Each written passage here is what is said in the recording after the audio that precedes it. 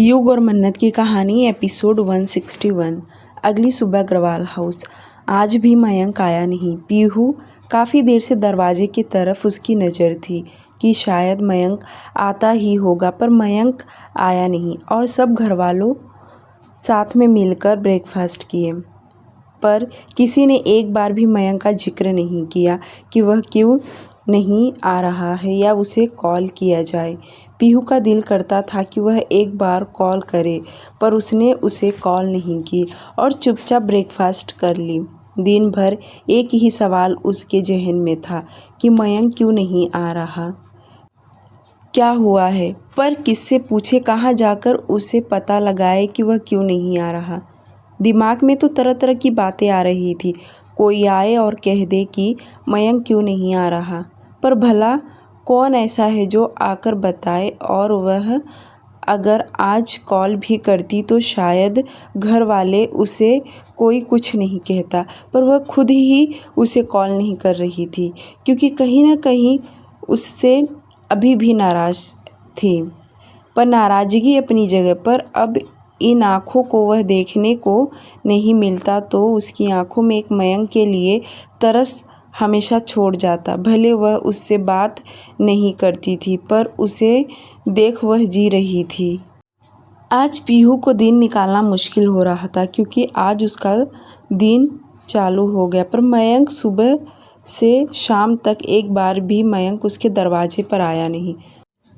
Bajaj mention. दोपहर में मीरा जी ने सीमा जी को कॉल किया। उन्होंने बताया कि कल युगांत का नामकरण रखा जाएगा। मीरा जी चाहती थी कि मन्नत की फैमिली एक दिन पहले ही आ जाए क्योंकि सारे नज़दीक रिलेटिव को वह पहले ही बुला रही थी। वैसे तो जो युग ने युगांत का नाम रखा था वही नाम अब पब्लिकली सबको बताना था, पर दादी चाहती थी कि उसका नामकरण बहुत धूम धड़ाके से हो, और बिल्कुल वैसे ही हो रहा था। आज सुबह से बजाज मेंशन में हर कोई काम में जुड़ा हुआ था। मीरा जी तो सुबह से ही सबको कॉल करके रिश्तेदारों में अपने घर आने के लिए कह रही थी। आज सुबह से ही इवेंट मैनेजर जाकर बजाज मेंशन सजाने की तैयारी में जुड़े थे, तो वहीं मन्नत, काव्या, सभी लोगों का अपने ड्रेस को लेकर गॉसिप चालू था कि वह किस कलर का और क्या पहनेंगी।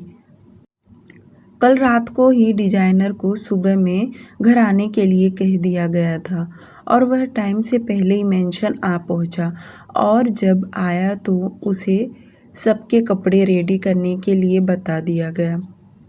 युग ने अपने लिए बेबी पिंक कलर शेरवानी और वाइट कलर का पजामा ऑर्डर दिया और अपने बेटे के लिए सेम कलर का ऑर्डर दिया, बट डिजाइनर को उसने कहा कि एकदम सॉफ्ट कपड़े में रेडी करें।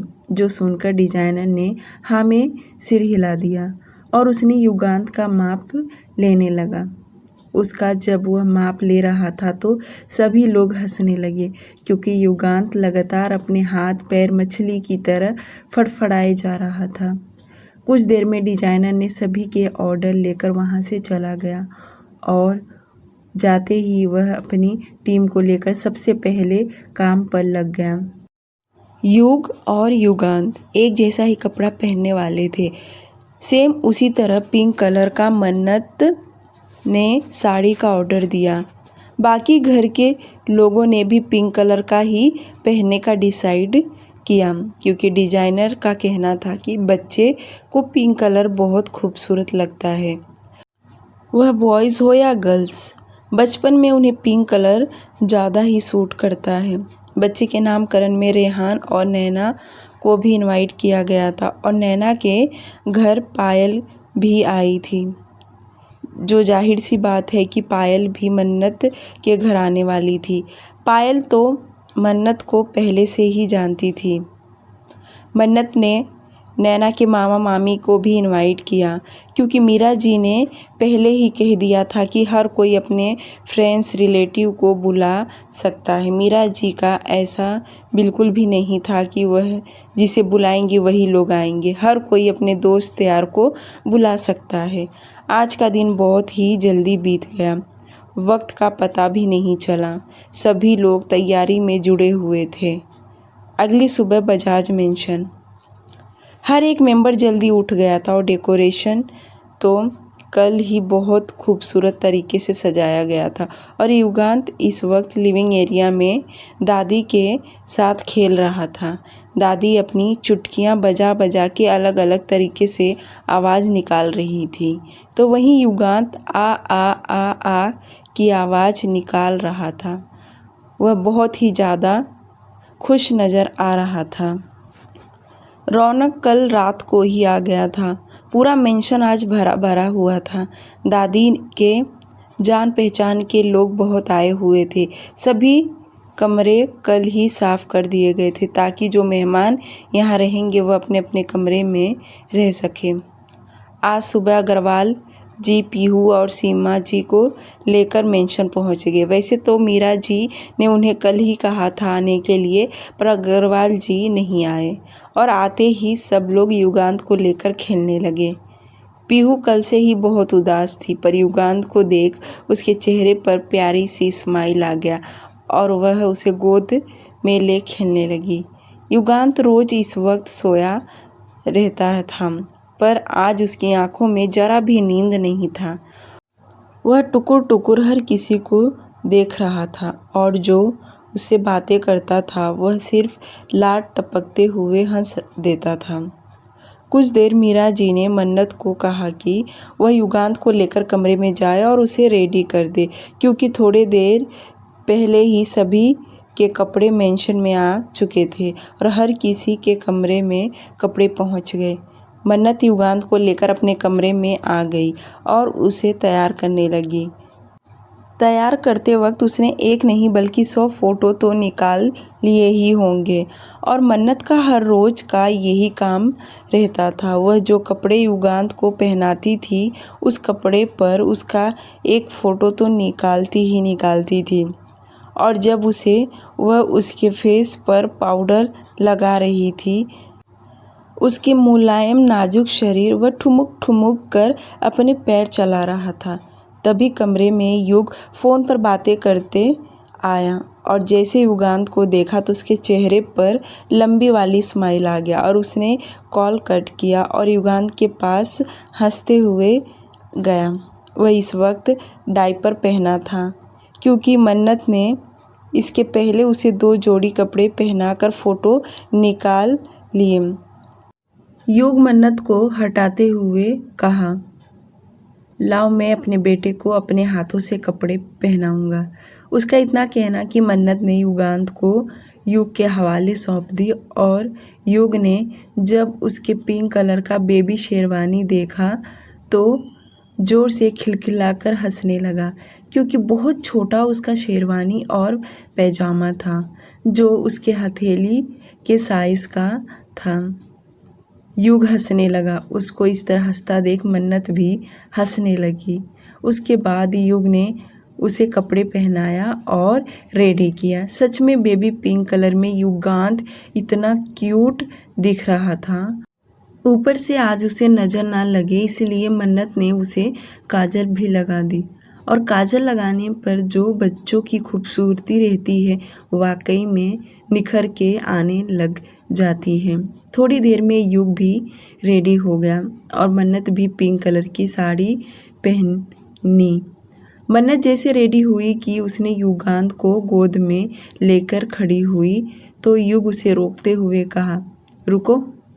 इतना बोलकर उसने अपना मोबाइल निकाला और तीनों का फ़ोटो क्लिक किया। उसके बाद मन्नत ने कहा कि उसे सोफ़े पर बैठकर अपने बेटे के साथ फ़ोटो निकालना है। मन्नत युगांत को लेकर सोफ़े पर बैठी तो युग ने उसका फ़ोटो निकाला। उसके बाद मन्नत ने युग को बैठने के लिए बोली और युगांत को उसके गोद में पकड़ा दी और उसकी फ़ोटो निकाली। जब तीनों नीचे आए तो हर कोई उन तीनों को देख रहा था, क्योंकि तीनों ने एकदम से सेम कलर के कपड़े पहने हुए थे, बल्कि घर के हर एक मेंबर ने पिंक कलर का ही कपड़ा पहना हुआ था और सभी अच्छे दिख रहे थे। देखते देखते दोपहर हो गया था और नामकरण का कार्यक्रम चालू हो गया। दूर दूर के मेहमान धीरे धीरे आ रहे थे, जैसे नैना रेहान भी कुछ ही देर में आ गए थे। उसके बाद नैना के मामी भी आ गई। पायल तो पहले ही आ गई थी। पायल और पीहू दोनों बैठकर बातें कर ही रहे थे। उन दोनों पर किसी की नज़र था तो वह था रौनक की। उन दोनों को घूर कर देख रहा था, पर उसे बात करने का मौका नहीं मिल रहा था कि किस तरह से वह बात आगे बढ़ाए। फिर भी एक दो बार जानबूझकर उसने कॉफ़ी जूस के रिगार्डिंग पूछा, जो कि दोनों हाँ भर दी। करीब 1 घंटे नामकरण का प्रोसेस चालू रहा। इन दौरान युगांत युग के गोद में सो गया था। उसके बाद युग ने युगांत को मेंशन के अंदर लेकर आया और उसे बेबी स्विंग्स में सुला दिया। बाकी लोगों का खाना पीना चालू था। यह प्रोग्राम गार्डन एरिया में चालू था। काफ़ी टाइम से सभी मेहमान खाना खाने में लगे हुए थे। हर कोई एक दूसरे से बातें करने में भी भिड़े थे। तो वहीं नैना और मन्नत के तो बातें ख़त्म होने का नाम ही नहीं ले रही थी। जब से मन्नत नीचे आई थी वह मेहमानों में घुल मिल गई थी। उसने एक बार भी युगांत के ऊपर ध्यान नहीं दी। तभी रौनक ने डीजे ज़ोर से लगाया। वह तो लड़कियों का अटेंशन लेना चाहता था, इसलिए उसने हाई वॉल्यूम पर म्यूज़िक लगा दिया और म्यूज़िक इतना तेज़ था कि युगांत नींद में उठ गया और ज़ोर से रोने लगा। पर बाहर जितने लोग थे उन्हें उसके रोने का आवाज़ नहीं आया। वही युग ऑफिस नहीं गया था तो उसे कई बार किसी डीलर्स तो किसी पार्टनर्स का कॉल आ रहा था। वह बार बार बातें करने के लिए मेंशन या गेट के पास जा रहा था, ताकि भीड़ भाड़ में उसे ठीक तरह से बातें करने नहीं आ रहा था। और वह इस वक्त शेरा से बातें करके अंदर के तरफ आ रहा था। तभी उसे युगांत के रोने की आवाज़ उसके कान में सुनाई दिया और वह तुरंत उसी के तरफ बढ़ा तो देखा युगांत के आँखों में मोटा मोटा आंसू बह रहा था। और जैसे युग ने जाकर अपने बेटे को देखा तो वह तुरंत हाथ बढ़ाकर उसे उठाया।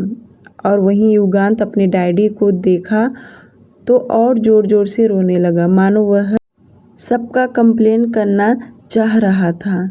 युग ने उसे गोद में लिया और डीजे के वजह से उसे कुछ भी सुनाई नहीं दे रहा था।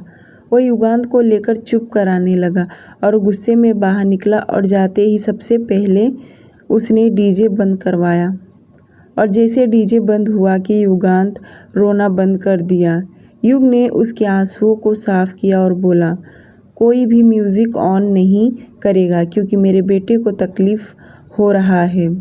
इतना बोलकर युग डीजे बंद करवा दिया और सच में डीजे बंद होते ही युगांत एकदम शांत हो गया और उसे देख ऐसा लग रहा था युग को समझ गया कि म्यूज़िक की वजह से ही वह रो रहा हो, क्योंकि उसने सबसे पहले म्यूज़िक ही बंद करवाया।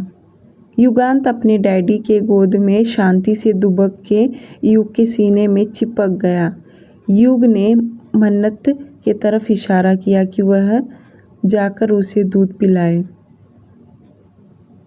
उसका इशारा पाते ही मन्नत नैना के पास से उठी और युग के पास आई और युगांत को गोद में लेकर मेंशन के अंदर चली गई। पर कमरे में आकर सबसे पहले युगांत को फीड कराने लगी। कुछ देर में सभी लोग वापस खाना पीना बातें करना चालू हो गया। वहीं पीहू और पायल एक ही साथ में बैठकर काफ़ी देर से बातें कर रही थी, बल्कि उन दोनों के साथ में ही खाना खाया और खाना खाने के बाद भी वे दोनों साथ में बैठकर बातें कर रही थी। वहीं युग दूर जाकर फ़ोन पर वापस किसी से बातें कर रहा था और बातें करते वक्त वह जहां पीहू और पायल बैठी थी वहां से ही वह आगे की तरफ तेज़ी से जा रहा था और उसके मुंह से एक लफ्ज़ निकला जो था मयंक के लिए। मेरी मयंक से बात नहीं हुआ क्योंकि वह इस वक्त हॉस्पिटल में है और उसकी तबीयत ज़्यादा ख़राब है। यह बोलते वक्त सीधा गार्डन एरिया में गया, पर यह अल्फाज पीहू ने सुन लिए। और जहाँ मयंक का जिक्र हो पीहू ना सुने, ऐसा तो हो ही नहीं सकता। मयंक का नाम सुनते ही वह युग की तरफ देखी और जैसे उसके कान में यह शब्द गया कि वह हॉस्पिटल में है, यह सुनकर उसके हाथ पैर के रोंगटे आ गए। पीहू का प्यार एकदम सच्चा और पवित्र था। इतना सब कुछ होने के बावजूद भी वह मयंक के लिए उसका दिल धड़कता था। नाराज़ थी, सब थी, पर वह उसकी आंखों से उसे देखना चाहती थी। उसका जिस्म उसे ही महसूस करना चाहता था। पर जैसा उसने सुनी कि वह हॉस्पिटल में है तो वह एकदम सुन पड़ गई, क्योंकि उसे लगा ही नहीं था कि मयंक हॉस्पिटल में होगा। वह तो कुछ और ही सोच रही थी कि क्यों नहीं आया, ब्ला ब्ला ब्ला उसके दिमाग में आ रहा था। पर अब जाकर उसका दिल गवाही देने लगा कि हॉस्पिटल में होने के नाते वह नहीं आया, वरना वह आता था। और वह तेज़ी से उठी और युग के तरफ भागी और जैसे युग के पीछे आकर रुकी, एकदम इमोशनल आवाज़ में बोली, जीजू।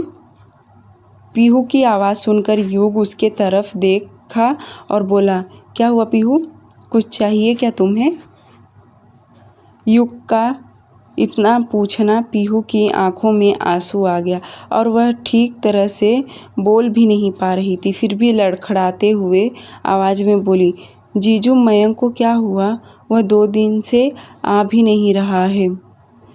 यह बोलते वक्त उसकी आंख भर आया, जो युग देख सकता था और युग को भी समझ गया कि उसकी बातें पीहू ने सुन ली। इसलिए वह उसे साइड में लेकर गया और उसे बताते हुए कहा, मयंक काफ़ी टाइम से बीमार था, पर वह तुम्हें ठीक करने के चक्कर में खुद को ध्यान नहीं दे पाया। अब उसकी बॉडी सह नहीं पा रही थी, जिसकी वजह से वह बीमार पड़ गया, बल्कि वह एडमिट है। और अभी जो कॉल आया था उसके प्रोजेक्ट के रिगार्डिंग ही मुझे कॉल आया था। एक प्रोजेक्ट मैंने उसे हैंड ओवर किया था। युग का इतना कहना कि पीहू अपने दोनों हाथ जोड़ मुंह पर रख रोने लगी और आंसू साफ करते हुए बोली, जीजू मुझे मयंक के पास जाना है, प्लीज़ जीजू आप लेकर चलिए ना, आपको कोई कुछ नहीं कहेगा, बाकी मुझे तो कोई नहीं जाने देने वाला है। पीहू युग से जिद करने लगी कि वह उसे हॉस्पिटल लेकर चले, पर युग इस वक्त कैसे जा सकता, घर में इतने मेहमान हैं, ऊपर से उसके बच्चे का नामकरण, तो भला वह कैसे जाएगा। वह पीहू की बातें सुनकर अपने 2 फिंगर से अपने माथे को रब करने लगा। वह उसकी प्रॉब्लम भी समझ रहा था कि उसे सुनकर यह बातें बुरा लगा, पर वह करे भी तो क्या करे। युग उसे समझाते हुए कहा, ठीक है पीहू तुम मयंक के पास जाना, पर अभी नहीं, बाद में, शाम तक मैं कोशिश करूँगा तुम्हें वहाँ लेकर जाने के लिए। कोशिश शब्द सुनकर पीहू अपने दोनों हाथ जोड़ गिड़गिड़ाने लगी और बोली, जीजू प्लीज़ कोशिश मत कहिए, आप चाहेंगे तो अभी के अभी मैं वहाँ जा सकती हूँ। अगर आपके पास टाइम नहीं है तो आप किसी और को कह दीजिए ना मुझे ले जाने के लिए, पर यह बात किसी को पता नहीं चलना चाहिए कि मैं हॉस्पिटल जा रही हूँ, वरना मम्मी पापा परेशान हो जाएंगे। प्लीज़ जीजू बाकी सब हैंडल कर लेना, प्लीज़ प्लीज़ प्लीज़। युग पीहू का तकलीफ़ दर्द समझ सकता था, पर वह झूठ कैसे बोले, और जबकि उसके मम्मी पापा यही हैं, और अगर वह उन्हें दिखाई नहीं देगी तो वह जानबूझकर पूछेंगे ही। युग पीहू को समझाते हुए आगे कहा, तुम्हें झूठ बोलने की कोई ज़रूरत नहीं है, बातें तो करने देते हैं, मयंक भी तो तुम्हारे घर आता ही है, उसके बारे में सभी को पता है, फिर तुम्हें क्यों लोगों से दिक्कत हो रही है, क्या वजह है, क्या तुम मुझे बता सकती हो। युग का इतना कहना कि पीहू सकपका गई और वह उसे अपने परिवार वालों से कोई दिक्कत था। वह युग को समझाते हुए बताने लगी, नहीं जीजू, ऐसी कोई बात नहीं है, पर मैं नहीं चाहती हूँ आज के दिन हर कोई मुझे लेकर परेशान हो, इसलिए मैं प्लीज़ आप मुझे भेज दीजिए। युग ने शेरा को अपने पास बुलाया और कहा कि वह पीहू को लेकर उसे हॉस्पिटल जाए। शेरा का ऑर्डर पाते ही पीहू शेरा के साथ थोड़ा सा आगे आ गई और वह दोनों कार में बैठकर वहाँ से दोनों चले गए। इस वक्त सभी लोग बिजी थे, किसी का भी ध्यान पीहू के ऊपर नहीं गया। वहीं शेरा पीहू को लेकर हॉस्पिटल निकल पड़ा। थोड़ी देर बाद वे लोग हॉस्पिटल पहुँच गए। पहुँचते ही वे दोनों लिफ्ट से होते ऊपर फ्लोर पर पहुँचे। पीहू अपनी नज़र चारों तरफ फेर रही थी और जब वे दोनों एक कैबिन के पास पहुँचे तो बाहर से नर्स ने उसे अंदर जाने के लिए कहा। पीहू दरवाजे के पास खड़ी होकर अंदर देखी तो उसे मयंक सोया हुआ दिखाई दिया। उसकी आंखें इस वक्त बंद थी, जो देख सकती थी। वह रोते हुए अंदर गई और जैसे उसके सामने जाकर खड़ी हुई तो वह रो पड़ी। उसके तरफ देखा और अपने जख्म पर दर्द हुआ। एकदम रोते हुए तेज दौड़ते हुए मयंक के पास पहुंची और झट से उसे जाकर अपने गले लगा ली। उसके इस तरह से गले लगाने से मयंक आंखें खोल दिया, पर जैसे उसने देखा कि उसके लिए पीहू यहाँ आई है और वह बहुत ज़्यादा फिक्र कर रही है, यह सब देखकर तो उसने तुरंत अचंभित होते हुए उसे देखने लगा, मानो उसे एक ही यकीन नहीं हो रहा।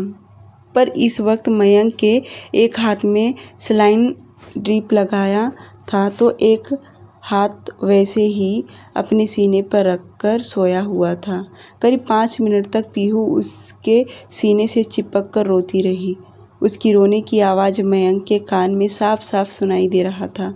उसके बाद कहीं जाकर मयंक उसे चुप कराया और खुद भी चुप हो गया और पीहू को चुप होने के लिए कहा, पर पीहू अब कहाँ चुप होने वाली, बल्कि अब तो वह और भी ज़्यादा रोने लगी।